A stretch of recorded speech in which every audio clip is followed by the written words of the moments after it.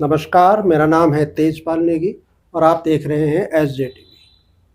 दोस्तों, अपनी भावों को, अपने अंदर की अंतर्व्यथा को शब्दों में पिरोने की बहुत से रास्ते हैं।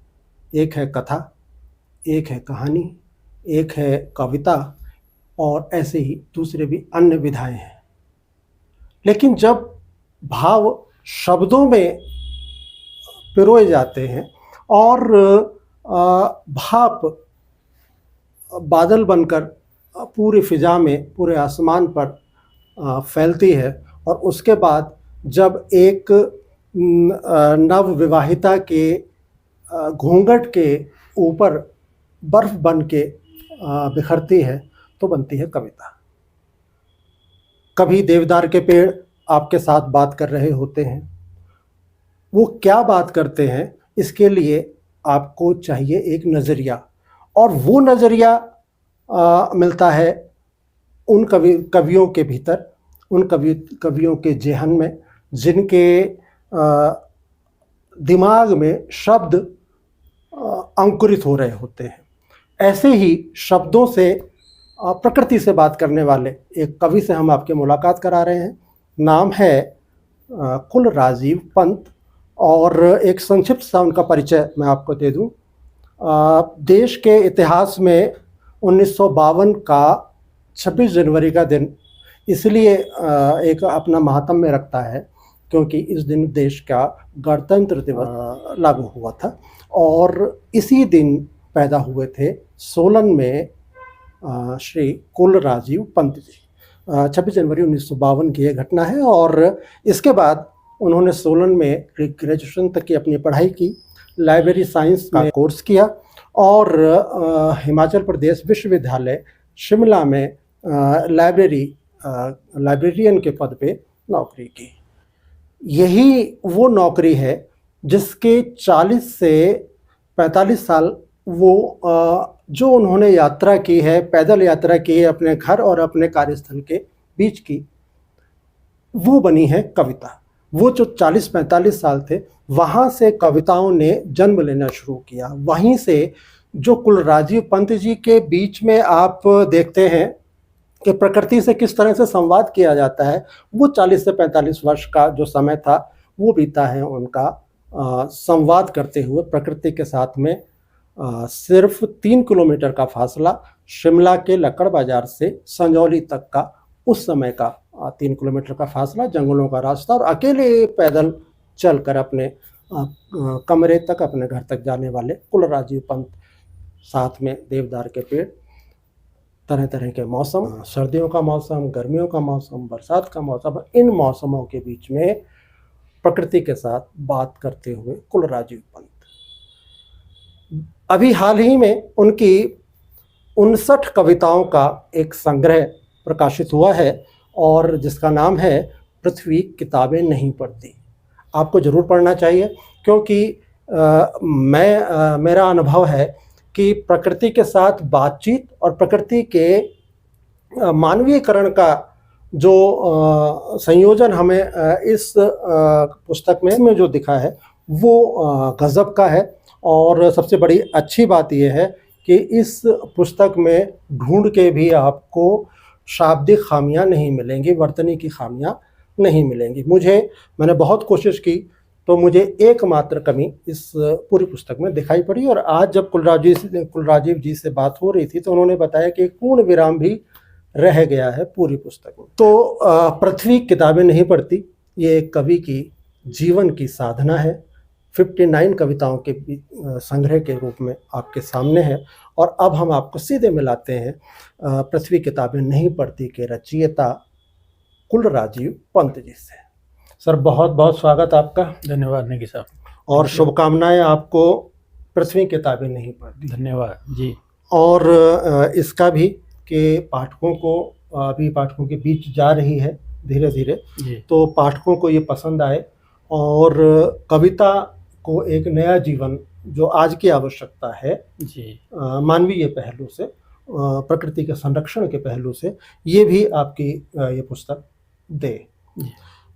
मेरा पहला सवाल है कि पृथ्वी किताबें नहीं पढ़ती, सवाल ये है कि पृथ्वी किताबें क्यों नहीं पढ़ती? आपका सवाल तो बहुत अच्छा है नेगी जी, पर इस सवाल का जवाब एक कविता में छिपा हुआ है। जी एक कविता है पूरी, जी पृथ्वी की पीठ पर, जी उसकी एक ये पंक्ति है जी और आखिरी पंक्ति है कविता की, और उस कविता में ये सारी बातें कही बिल्कुल गई बिल्कुल बिल्कुल। कही गई। मैंने आपकी एक कविता पढ़ी है, Sorry, पहाड़। पहाड़ पहाड़ को एक सेमिनार कक्ष में आमंत्रित किया गया। जी पहाड़ का, एक पुराने पहाड़ का फोटो उसका लगाया गया जी था, जी और उसमें पहाड़ पे सब सुन रहे थे जी पहाड़ की व्यथा को। जी लेकिन जब पहाड़ ने बोलना शुरू किया तो जी पहाड़ धीरे धीरे धीरे करके लोग निकलने लगे, मोबाइल कान पे लगा के। जी मुझे लगता है पृथ्वी इसलिए भी किताबें नहीं पढ़ती, जी जी जी जी जी जी है ना। तो ये जो आपका कविता का जो सफ़र शुरू हुआ है, जी, ये कहाँ से हुआ? कविता के प्रति लगाव बचपन से ही रहा है। जी जब हम प्राइमरी में पढ़ते हैं, हाई स्कूल में पढ़ते हैं, तो उस समय जो किताबों में कविताएं होती हैं हिंदी की, बड़ी लयात्मक और बड़े बच्चों के लिए लिखी गई कविताएं और खूब याद रहती हैं। बिल्कुल। वो तमाम जिंदगी भर हमें कविताएं याद रहती हैं। तो तब से कविता के प्रति एक लगाव रहा। फिर धीरे धीरे कुछ लिखने की कोशिश की। शुरू में पैरोडी लिखता रहा, एकदम पैरोडी अच्छा। बना दिया करता था। अच्छा। कुछ ऐसा शौक था। जी जी। और दोस्तों के बीच में सुनाई और बात खत्म हो गई। हम्म। थोड़े बड़े होते गए, धीरे धीरे जब स्कूल से कॉलेज में पहुंचे ही उस समय कविताएं लिखनी शुरू की। वो थोड़ी एक उसमें युवा अवस्था का जो टच होता है, जी तो वो एक थोड़ा गीतात्मक शैली में लिखी हुई जी। कविताएं होती थी। जी जी। वो लिखते रहे, इकट्ठी होती रही, संग्रह बन गया। फिर ऐसा लगा कि नहीं नहीं नहीं, ये मैन्युस्क्रिप्ट में बात नहीं बनी, वो छोड़ दिए गए, पूरा मैन्युस्क्रिप्ट ही छोड़ दिया। अच्छा। तो इस तरह से ये लेखन सफर जारी रहा मेरा। ये जो तुकात्मक कविताएं हैं, जी जिसको आपने कहा गीतात्मक, हम जी उसमें शैली में लिखा जी करते थे, इनमें एक थोड़ी आज़ादी ये रहती है कि अगर भाव नहीं भी मिल रहे हैं जी तो अगर लय मिल रही है जी तो वो जुबान पे चढ़ जाती है। जी जी लेकिन अतुकांत कविताओं के साथ में हाँ। ये है कि अगर आपके लय तो है ही नहीं, एक आंतरिक लय होती है। एक आंतरिक लय इन होती है। कविताओं की निश्चित विशेषता रूप ये से। है, एक आंतरिक बिल्कुल लय बिल्कुल। होती तो है। आपको भाव उसमें बिल्कुल जीवित होने चाहिए, जी जी है ना। और ये अपने आप में बहुत बड़ी कला है। जी जी है ना? जी जैसे आपकी मैंने बहुत सारी कविताएं जो इसमें छपी हैं, जी ये पढ़ी हैं, जी और मुझे लगता है कि उसमें अंदर से जो आपके निकला है जी वो सामने वालों को एकदम छू के स्पर्श करके आता है। जी ये आपकी उपलब्धि है। कोई ऐसी कविता जो आपको, ये जो हमारे पास पृथ्वी किताबें नहीं पढ़ती, ये जो संग्रह है, इसमें से कोई ऐसी कविता जो आपको अच्छी लगी हो, अगर आप हमारे दर्शकों को सुनाना चाहें? जरूर जरूर जी। कविता का शीर्षक है पहाड़ सोचता है। जी। कि पहाड़ सोचता है, अल्हड़ हवा आएगी, पूछेगी मेरा नाम अपना बताएगी, क्या? ठहरेगी घर बसाएगी, सुनाएगी कहानियां कभी गुनगुनाएगी। पहाड़ सोचता है। बिल्कुल। और पहाड़ सोचता है, बादल बनाएंगे पक्के मकान, यहीं टिक जाएंगे। पहाड़ सोचता है, बादल बनाएंगे पक्के मकान, यहीं टिक जाएंगे। खोलेंगे खिड़कियां, पर्दे लगाएंगे, और घर की दहलीज पर रंगोली सजाएंगे। हाँ। पहाड़ सोचता है। और पहाड़ सोचता है, सूरज से कहूँगा ना जाए, एक शाम अपने घर यहीं ठहर जाए। पहाड़ सोचता है, सूरज से कहूँगा ना जाए, एक शाम अपने घर यहीं ठहर जाए। बरसों से नहीं मिले हैं, रात भर गप्पे लगाए, सुने कुछ मेरे दर्द कुछ अपने सुनाए। पहाड़ सोचता है। और पहाड़ सोचता है, नदी से कहूँगा न गुदगुदाए पाँव जाए। हाँ। पहाड़ सोचता है, नदी से कहूँगा न गुदगुदाए पाँव जाए, और मिले जब समंदर से तो कहे पहाड़ याद करता है। हाँ, क्या बात। पहाड़ सोचता है, नदी से कहूँगा न गुदगुदाए पाँव जाए, और मिले जब समंदर से तो कहे पहाड़ याद करता है। इधर आए, गर्मी की छुट्टियाँ यहीं बिताए।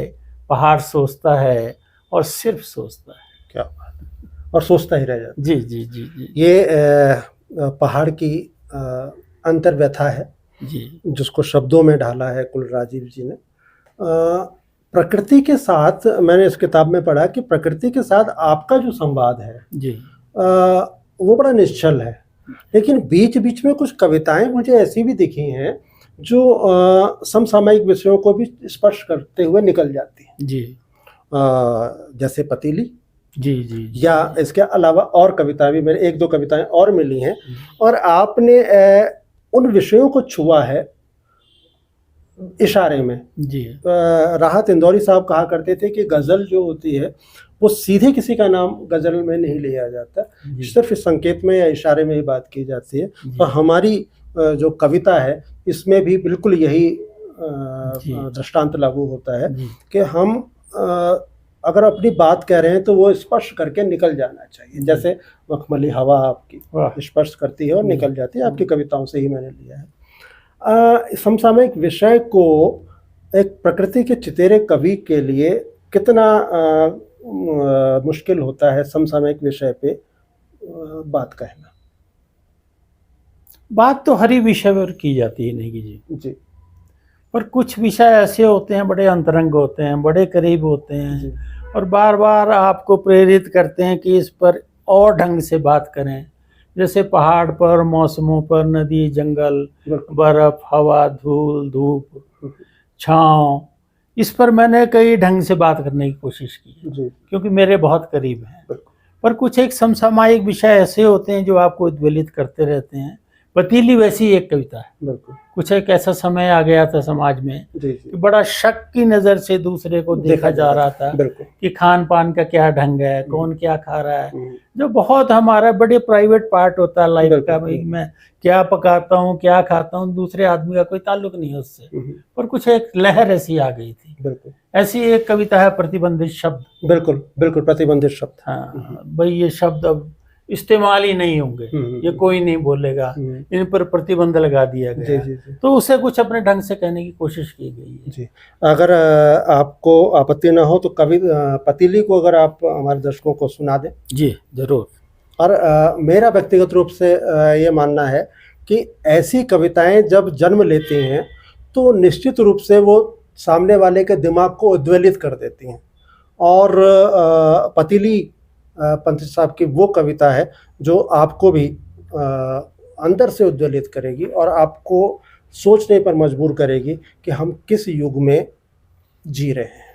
पतीली। जी कुछ खास नजरों में चढ़ी पतीली, ढक्कन सिर पर ओढ़े घर के कोने में पड़ी है।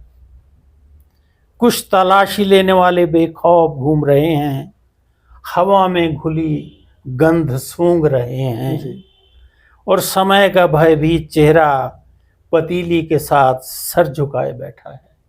जी समय का भयभीत चेहरा पतीली के साथ सिर झुकाए बैठा है।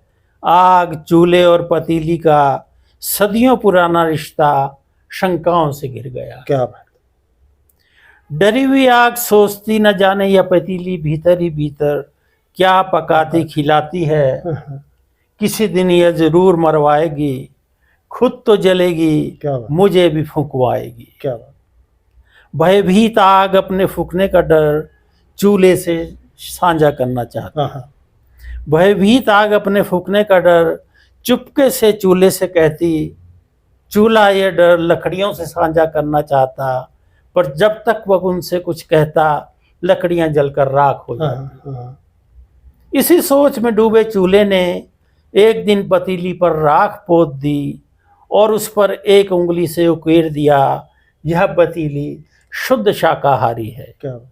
डर लगता है इस धुंधले समय में रंग और शब्द पतीली की तरह न सहम जाएं। हाँ जी क्या बात। ये वो समय के वर्णन है जो आज भी उतना ही प्रासंगिक है जो आज से 4 साल पहले था। जी और जब तक हम लोग जाति धर्म के बंधनों में बंधे हुए अपने मकानों के सीमाओं पर खड़े रहेंगे तब तक पतीले का ये दर्द कोई ना कोई कवि इसी तरह से उकेरता रहे। जी जी जी आपने समसामयिक विषय पे भी लिखा, प्रतिबंधित शब्द भी आपकी बड़ी जी। खूबसूरत कविता है। जी और ये पृथ्वी किताबें नहीं पढ़ती इसमें ही है। जी आपने उन लोगों को भी स्पर्श करने की कोशिश की है जो समाज के लिए कुछ बेहतर करने की कोशिश कर रहे हैं। जी। एक कविता है आपकी वेले बॉबी बॉबी, के लिए। और बड़े खूबसूरत कविता है। और आपने किस तरह से प्रेरणा ली, मैं बता दूं, शिमला में बॉबी जी एक सामाजिक कार्यकर्ता हैं और रोटी बैंक उन्होंने शुभारंभ किया उसका, और आज रोटी बैंक की एक अलग पहचान है शिमला की रोटी बैंक की। राजीव जी ने भी वेले बॉबी के लिए करके एक कविता लिखी, और क्या उन्होंने लिखा, क्या सोच रही है इसके पीछे, थोड़ा सा उस पर भी नज़र डालिए। सर्वजीत सिंह बॉबी शिमला में रहते हैं जी जी और वो बहुत से काम करते हैं समाज के लिए। ब्लड बैंक, जी ब्लड डोनेशन कैंप लगाते हैं बहुत से। जी और जो अस्पताल में मृत शरीर रह जाते हैं जिन्हें कोई पूछने वाला नहीं है, इनका अंतिम अपनी गाड़ी में डालकर उनके गांव तक छोड़कर आते हैं। जिसका कोई नहीं है उसका अंतिम संस्कार करते हैं। आईजीएमसी में एक लंगर चलाते हैं जो सुबह से रात तक चलता है, जिसमें हजारों लोग खाना खाने आते हैं। सुबह शाम चाय बिस्किट का हर समय इंतजाम रहता है। तो इस तरह के कामों में बॉबी लगे रहते हैं। तो मुझे मिलते रहते थे, मेरा वही संजौली और लक्कड़ बाजार आना जाना था। वो अक्सर अपने आईजीएमसी आया जाया करते थे। तो जब उन्होंने शुरू किया, मुझे तब भी बताया मैं ऐसे ऐसे शुरू कर रहा हूँ, तो मैं उनके काम से बहुत प्रभावित हुआ। और उन्होंने वो जो आईजीएमसी में लंगर चलता है उसमें रोटियां शिमला के आसपास के जो ग्रामीण छोटे छोटे गांव हैं वहाँ से रोटियां आती हैं, और रोटी बैंक बना रखे हैं स्कूल्स में, गुरुद्वारे में, मंदिर में। वहाँ रोटियां जमा होती हैं और सारी रोटियां वहाँ लंगर में पहुँच जाती हैं जो आईजीएमसी में उनका चलता है। क्या बात जी। तो वेले बॉबी के लिए जो आपने कविता लिखी उसकी खासियत ये है कि वो किसी व्यक्ति का सिर्फ सराहना मात्र नहीं है, नहीं नहीं, उनका संदर्भ लेते हुए जी। आज की जो सोच है, जी। जो हमारी मानसिकता है, जी। उस पे आपका शब्दों का एक जी वार है। हाँ। मैं चाहता हूँ कि चूंकि थोड़ी लंबी कविता है, इसका कुछ अंश जो कुछ, आपको जी। अच्छा लगता है जरूर सुनाएं। वेले बॉबी के लिए। वेला शब्द पंजाबी का शब्द पंजाबी है। शब्द है। तो किसी ने मजाक में, वो इतना घूमने फिरने वाला काम करने वाला आदमी, उसके लिए यूज किया, कहते ये तो वेला है। वेले बॉबी के लिए। बॉबी की रोटी बैंक में जमा हो रही हैं रोटियां। अद्भुत है उसका रोटी बैंक, न चोरी का डर, न किसी डिफॉल्टर के भाग कर विदेश में छिप जाने की चिंता। और दूर दूर के इलाकों में बन रही हैं रोटियां बॉबी के रोटी बैंक के नाम पर। बनते बनते कब कौन सी रोटी उसकी झोली में पहुंच जाती पता न लगता। चूड़ियां नहीं जानती कि बॉबी कौन है, और खुश हैं यह सोच कि उनके खनक की मिठास और रंगों की चमक रोटियों में घुल रही है। आग पानी तवा परात, औरत का श्रम, यानी पूरी टीम हिप्पी फुर्रे करते बॉबी को सलाम कर रही हैं। बॉबी के हाथ में रोटी थमा देने के लिए आतुराग, बॉबी के हाथ में रोटी थमा देने के लिए आतुराग भबक कर ताप देती, पर अफसोस नहीं लांग पाती चूल्हे की दहलीज। भाप पूरे जोश में रोटी को खूब फुला, खुशी में रोटी के भीतर छिड़कती और सीटी बजाती। रोटी बैंक के लिए बच्चों के बस्तों में रखी रोटियां स्कूल जाती। बच्चे बस्ता हल्का महसूस करते। बच्चे बस्ते में बैठे बैठे रोटियां पढ़ लेती बच्चों की सारी किताबें, और हैरानी में डूबी सोचती ये कैसा समय है। वेली बॉबी का और उसके लंगर का जिक्र किसी भी किताब में नहीं। पर बॉबी कुछ बेहतर करने के लिए नए नए सपने लिए लंबे लंबे डग भरता, चलता रहता हर मौसम में। धरती भीतर ही भीतर मुस्कुराती बेले बॉबी की थाप पर। क्या बात जी, क्या बात। बेले बॉबी, पतीली और इस तरह की समसामयिक कविताओं पर चर्चा करने का मेरा व्यक्तिगत उद्देश्य ये था पृथ्वी किताबें नहीं पढ़ती, इस पुस्तक में सिर्फ राजीव जी ने बर्फ, नदियाँ, समंदर, पहाड़, बादल इनका ही जिक्र नहीं किया है। इन्होंने और विषयों को भी छुआ है जो हमारे आज के जीवन के लिए बहुत ही ज़्यादा स्वीकार्य हैं और अनिवार्य भी हैं, जिन पर सोचना। राजीव जी, हमने कविताओं पर चर्चा कर ली जी। पुस्तक आपकी बेहतरीन बन पड़ी है जी। और हमारी बहुत बहुत शुभकामनाएं कि आपकी पुस्तक को लोग पसंद करें। धन्यवाद। और धन्यवाद। खूब ईश्वर करे आप अगली इसकी अगला संस्करण लेके आए और बहुत जल्दी ही हम उसकी भी इसी तरह से बैठ के उस पर भी हम चर्चा करें। मैं ये चाहता हूँ कि जाते जाते हमारी जो नई पीढ़ी के जो कविता लेखन के फील्ड में आना चाहते हैं युवा, इनके लिए भी आप कुछ कहें। युवाओं को तो मैं एक ही बात कहना चाहता हूँ, एक तो पढ़ना बहुत ज़रूरी है। बहुत अच्छी पत्रिकाएं आ रही हैं जी, बहुत अच्छी किताबें आ रही हैं, पढ़ते रहें और जो अपना परिवेश है उसको ज़रा बारीकी से देखें कि यहाँ हो क्या रहा है, क्या चीज़ है, वो क्या चीज़ है जो हमें लगातार उद्वेलित करती रहती है, और उसको हम कविता, कहानी, उपन्यास या निबंध की शक्ल में कैसे ढाल सकते हैं। जो भी विधा अपनी अच्छी लगे उसमें काम करें और लगातार काम करते रहें। ये एक रियाज है, बिल्कुल लेखन एक रियाज है, मेरा ऐसा मानना है। बिल्कुल, ये एक साधना है, ये रियाज है, और जितना आपकी उम्र होती जाएगी, जितना आप इसमें डूबते चले जाएंगे, आपके शब्दों में, आपके भावों में उतनी ही अभिव्यक्ति भी मिलेगी जी। कुल राजीव पंत जी का ये साक्षात्कार जिस समय हम रिकॉर्ड कर रहे हैं, तो कैमरे के फ्रेम से बाहर बैठकर पूरे साक्षात्कार को बड़ी तल्लीनता से सुन रही हैं उनकी अर्धांगिनी और पंत जी की इस शब्द यात्रा की अनवरत सहयोगी श्रीमती अर्चना पंत। अर्चना पंत जी के बारे में मैं थोड़ी आपको जानकारी दे दूं कि पंजाब यूनिवर्सिटी में संस्कृत विभाग के चेयरमैन और भाषा विज्ञान में कई सारे काम, बहुत महत्वपूर्ण काम करने वाले, कई किताबें उनके प्रकाशित हुई हैं। पद्मश्री देवी दत्त शर्मा, उनकी आप सुपुत्री हैं डॉक्टर अर्चना पंत, और पद्मश्री देवी दत्त शर्मा के विषय में हम इतना ही कहें कि इतनी जानकारी दे दें कि संस्कृत पे उनकी एक पकड़ थी और हिमालयन लैंग्वेजेस पर उनके कम से कम 25 वॉल्यूम प्रकाशित हुए हैं इंग्लिश में, और बहुत काम किया है उन्होंने हिमालयन भाषाओं पर, और इसी वजह से उनको पद्मश्री प्राप्त हुआ। आप उनकी सुपुत्री हैं डॉक्टर अर्चना पंत, आपका भी बहुत बहुत धन्यवाद, आप यहाँ पहुँचे। तो ये थी कुल राजीव पंत जी से एक मुलाकात, आपको कैसी लगी?